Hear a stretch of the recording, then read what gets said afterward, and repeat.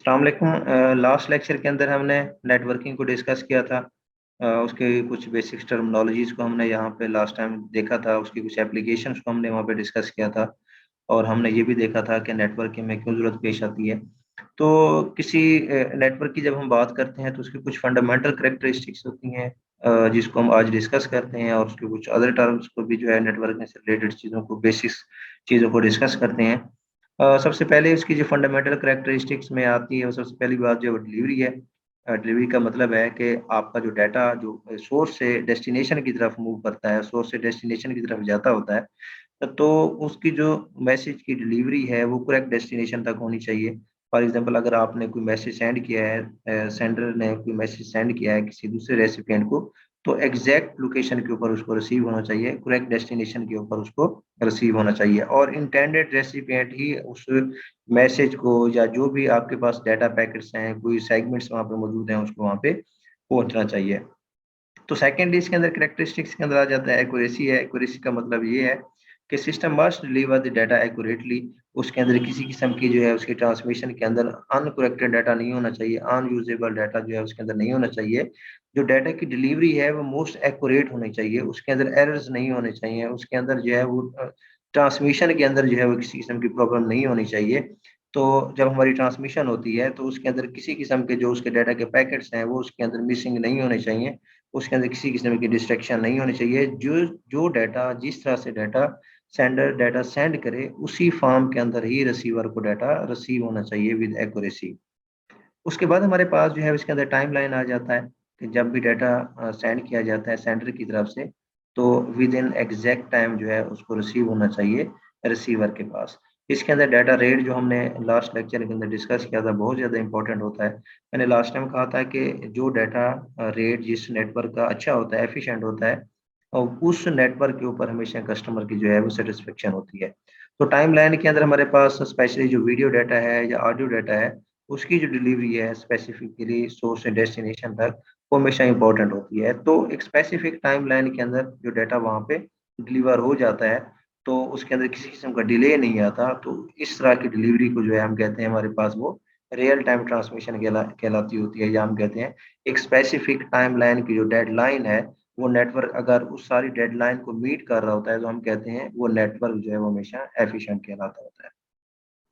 तो उसके साथ-साथ हमारे पास जो यहाँ पे एक फोर्थ नंबर के ऊपर कैरेक्टरिस्टिक्स है, वो हमारे पास जिटर है। स्पेशली जिटर जो है कैरेक्टरिस्टिक्स हमारे पास यूज़ की जाती है, जो हमारे ऑडियो के पैकेट्स होते हैं और हमारे वीडियो के पैकेट्स होते हैं। जो हमने अभी कैरेक्टरिस्टिक्स डिस्कस की हैं तीनों पहले, वो हमारे पास जनरल कैरेक्टरिस्टिक्स कहलाती होती हैं। तो जब हम स्पेसिफिकली डाटा की जो हमारे पास डिलीवरी है, जो हमारे पास ऑडियो डाटा है या हमारे पास वीडियो डाटा है, उसकी जब हम ट्रांसमिशन की बात करते हैं, जब उसकी डाटा की डिलीवरी की हम बात करते हैं, डाटा की ट्रांसमिशन की बात करते होते हैं, तो उसके लिए हमारे पास जो कैरेक्टरिस्टिक्स है वो जिटर यहाँ पे इंपॉर्टेंट होती है, जिसके अंदर इंश्योर करता है नेटवर्क के जो ऑडियो पैकेट्स हैं और वीडियो पैकेट्स हैं वो इंश्योर किए जाएं विदाउट एनी एरर, जो है वो सोर्स से डेस्टिनेशन तक वहाँ पे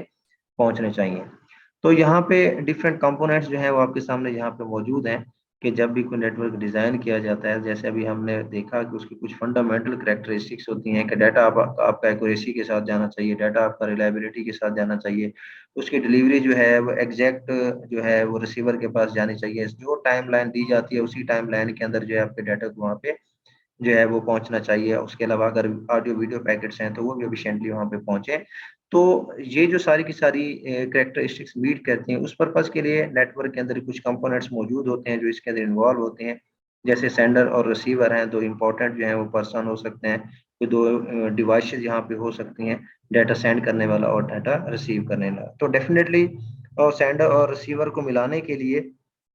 एक मीडियम यूज़ किया जाता है, जो कि आपके पास कोई डेडिकेटेड मीडिया हो सकता है, कोई वायर्ड मीडिया हो सकता है, जिसके अंदर आपके पास ट्विस्टेड पेयर केबल है, कोएक्सियल केबल है, या आपके पास फाइबर ऑप्टिक्स है, आपके पास कोई अनगाइडेड मीडिया हो सकता है, जिसके अंदर आपके पास सैटेलाइट आ जाते हैं, वेव के जो सिग्नल्स हैं, इंफ्रारेड हैं, या और कोई भी आपके पास सिग्नल्स हैं, थ्रू स्पेस जो है वो आपस में डिफरेंट डिवाइसेज़ को आप कम्युनिकेट करवाते हैं। तो जो फंडामेंटल आपके पास यहाँ पे कंपोनेंट है, वो आपके पास सेंडर है, वो आपके पास रिसीवर है और मीडियम है। उसके अलावा डेफ़िनेटली अगर आपके पास सेंडर मौजूद होता है, रिसीवर मौजूद हो, मीडियम भी मौजूद हो, और आपके पास टेक्स्ट ना हो, आपके पास मैसेज ना हो, आपके पास मैसेज कन्वे करने के लिए कोई आपके पास मटीरियल मौजूद ना हो, तो जो है वो आपकी कम्युनिकेशन भी वहाँ पे जो है वो डम कम्युनिकेशन कहलाती होती है। तो डेफिनेटली ये आपके पास फिर चौथा कंपोनेंट जो है वो मैसेज आपके पास आ जाता है। इसी तरह हम आने वाले लेक्चर्स के अंदर पढ़ेंगे कि हमारे पास जब भी हम थ्रू नेटवर्क कोई भी कम्युनिकेशन करते होते हैं, तो कम्युनिकेशन के लिए जो है वो डिफरेंट किस्म के प्रोटोकॉल यूज़ किए जाते हैं, जो कि हम नेक्स्ट सेकंड चैप्टर के अंदर उसको डिस्कस करेंगे, डिफरेंट टीसीपी/आईपी प्रोटोकॉल सूट को। तो उसके अंदर हम देखेंगे कि जब भी हमारे पास डाटा ट्रांसमिट होता है सेंडर से रिसीवर की तरफ with the help of medium, तो डिफरेंट प्रोटोकॉल जो है वो सेंडर साइड से भी और रिसीवर साइड से भी डिफरेंट प्रोटोकॉल यूज़ किए जाते होते हैं। तो जब हम प्रोटोकॉल को डिफाइन करते हैं तो हम कहते हैं प्रोटोकॉल जो है वो बेसिकली उसके अंदर हमारे पास सिंटैक्स, सेमेंटिक्स और टाइमलाइन की इंफॉर्मेशन आ जाती है, जो कि आपके पास एक प्रोटोकॉल को वहाँ पे डिफाइन कर रहा होता है। तो हमारे पास जैसे अभी हमने इन्हीं कंपोनेंट्स को डिस्कस किया, उसकी डिटेल यहाँ पे मौजूद है कि हमारे पास मैसेज जो है वो एक्चुअली जो डाटा होता है जिसको हमने कम्युनिकेट करना होता है, वो कोई टेक्स्ट भी हो सकता है, कोई नंबर भी हो सकते हैं, कोई पिक्चर्स भी हो सकती हैं, कोई ऑडियो और वीडियो डाटा भी वहाँ पे हो सकता है। तो उसके अलावा हमारे पास सेंडर है जो मैसेज को सेंड कर रहा होता है, वो थ्रू पीसी भी हो सकता है, उसका message sender as a computer भी हो सकता है, कोई वर्क स्टेशन भी हो सकता है, कोई टेलीफोन भी हो सकता है। किसी वे के अंदर भी आपका सेंडर जो है वो वहाँ पे खुद को डिफाइन कर सकता है। इसी तरह अगर आपके पास मैसेज है, सेंडर है, तो डेफ़िनेटली जब भी मैसेज सेंडर जो है मैसेज को सेंड करता है, तो डेफ़िनेटली उसका कोई इंटेंडेड रेसिपिएंट मौजूद होता है जिसको हम रिसीवर कहते होते हैं, जो उस मैसेज को रिसीव करता है। वो चाहे मैसेज किसी कंप्यूटर के थ्रू करे, वर्क स्टेशन के थ्रू, कोई टेलीफ़ोन के थ्रू करे या किसी वे के अंदर भी जो है वहाँ पे उसको रिसीव कर रहा होता है। इसी तरह से जैसे अभी रिसेंटली डिस्कस कर रहे थे कि हमारे पास सेंडर और रिसीवर को आपस में कम्युनिकेट करवाने के लिए डिफरेंट ट्रांसमिशन मीडियम की ज़रूरत होती है, जो कि कंप्यूटर नेटवर्क के अंदर जो है बहुत ज़्यादा हेल्पफुल होते हैं डिफरेंट सेंडर और रिसीवर को आपस में कम्युनिकेट करवाने के लिए। तो हमारे पास यहाँ पे जैसे अभी हम ट्रांसमिशन मीडिया मैं अभी आपके साथ डिस्कस भी कर रहा था कि कुछ हमारे पास गाइडेड मीडिया है, जैसे ट्विस्टेड पेयर है, माइक्रोवेव है, ये अनगाइडेड है, कोएक्सियल जो है वो गाइडेड मीडिया की एग्जांपल है, फाइबर ऑप्टिक्स जो है वो गाइडेड मीडिया की है। इसी तरह हर ट्रांसमिशन मीडियम की जो है यहाँ पे स्पीड जो है वो मेंशन की गई है कि किस स्पीड के साथ जो है ये डाटा कम्युनिकेट करते हैं, डाटा ट्रांसफर होता है from one location, from one device to another device के ऊपर। तो उसके अलावा इसकी कॉस्ट जो है उसका भी यहाँ पे थोड़ा-सा कंपैरिज़न वहाँ पे मौजूद है कि किस वे के साथ जो है वो आपका डाटा कम्युनिकेट होता है और उस पर्पज़ के लिए जो हमारे पास डिफरेंट ट्रांसमिशन मीडियम यूज़ किए जाते हैं, तो वो कौन-कौन से ट्रांसमिशन मीडियम यूज़ किए जाते हैं, उसकी डिटेल भी जो है वो यहाँ पे आपके सामने मौजूद है। तो यहाँ पे एक स्ट्रक्चर है कि हमारे पास जो डाटा ट्रांसमिट होता है, कॉम्प्लेक्स डाटा कम्युनिकेशन सिस्टम है, जो सभी हमने कहा हमारे पास सेंडर है, रिसीवर है। तो यहाँ पे कुछ जो है वो कुछ टर्म्स यूज़ की गई हैं, जैसे हमारे पास डिजिटल बिट स्ट्रीम है, एनालॉग बिट स्ट्रीम है। तो डिजिटल और एनालॉग जो डाटा है हमारे पास वो हम आगे जाके उसको डिस्कस करेंगे कुछ आने वाले लेक्चर्स के अंदर। इन शॉर्ट थोड़ा-सा उसको डिफाइन कर लेते हैं। डिजिटल जो आपके पास डिस्क्रीट वैल्यूज़ हैं, कुछ आपके पास 0 और 1 की फॉर्म के अंदर डाटा हो सकता है। कोई डिस्क्रीट जो है आपके पास नंबर्स हो सकते हैं। एनालॉग जो है वो कोई वॉइस आपकी हो सकती है, कोई ऐसा डाटा जिसके अंदर कंटीन्यूटी मौजूद हो, कंटीन्यूअस आपके पास वैल्यूज़ मौजूद हों, वो आपके पास एनालॉग सिग्नल्स हो सकते हैं। तो हमेशा यहाँ पे एक सिनेरियो दिखाया गया है कि आपका सेंडर और रिसीवर जो है, जब एक-दूसरे के साथ डाटा को शेयर करते हैं, तो डेफिनिटली इन्फॉर्मेशन को इनपुट किया जाता है in the form of message. कोई सोर्स उसके लिए यूज़ की जाता है, फिर उसके बाद हमारे पास कोई ट्रांसमिशन मीडियम हो सकता है। हमारे पास ट्रांसमिशन मीडियम अभी हमने डिस्कस किए हैं, कोई भी हमारे पास ट्रांसमिशन मीडियम हो सकता है। हमेशा जब भी डाटा को ट्रांसमिट किया जाता है डेफ़िनेटली वो यूज़र सेंट्रिक होता है,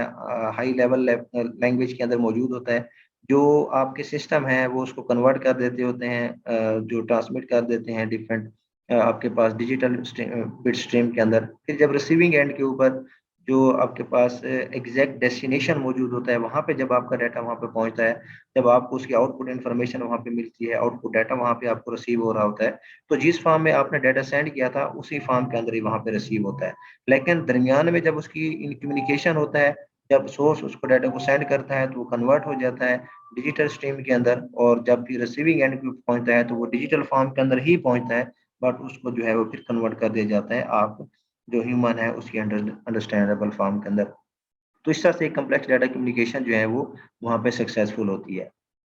इसी तरह से हमारे पास एग्जांपल जो है वो डाटा कम्युनिकेशन के अंदर, या जब भी हम नेटवर्क को डिस्कस करते हैं, तो हमारे पास इलेक्ट्रॉनिक मेल की जो है वो एक बेस्ट एग्जांपल है। जो आप ईमेल जिसको आप कहते होते हैं, इलेक्ट्रॉनिक मेल जिसको, या इन शॉर्ट जो है वो ईमेल कहा जाता है। डिफरेंट अपार्ट डिफरेंट जो डिवाइसेस हैं वो रिमोट एक दूसरे के साथ रिमोटली कम्युनिकेशन कर रहे होते हैं। उस पर्पज के लिए यहाँ पे जो है वर्क स्टेशन यूज किए गए हैं, या यहाँ पे आपके पास पीसीज भी हो सकते हैं, कुछ सिस्टम हो सकते हैं, कोई लैपटॉप हो सकते हैं, कोई आपके पास यहाँ पे जो है वो आपके पास सिस्टम मौजूद हो सकते हैं जो एक दूसरे के साथ कम्युनिकेट कर रहे हैं with the help of electronic mail. तो यहाँ भी आपको मॉडेम का जो है यहाँ पे वर्ड नजर आ रहा है। कोई जैसे अभी हमने अभी रिसेंटली डिस्कस कर रहे थे कि हमारे जो डाटा होता है वो ट्रांसलेट हो जाता है डिजिटल 01 की फॉर्म के अंदर, रिसीविंग एंड के ऊपर वैसे पहुंचता है, फिर उसको दोबारा रीट्रांसलेट किया जाता है ह्यूमन अंडरस्टैंडेबल फॉर्म के अंदर। तो एक पब्लिक टेलीफोन नेटवर्क के अंदर, एक बेसिक नेटवर्क के अंदर जो हमारी कम्युनिकेशन हो रही है जिसको हम इलेक्ट्रॉनिक कम्युनिकेशन कहते हैं, वो इस तरह से यहाँ पे सक्सेसफुल हो सकती है।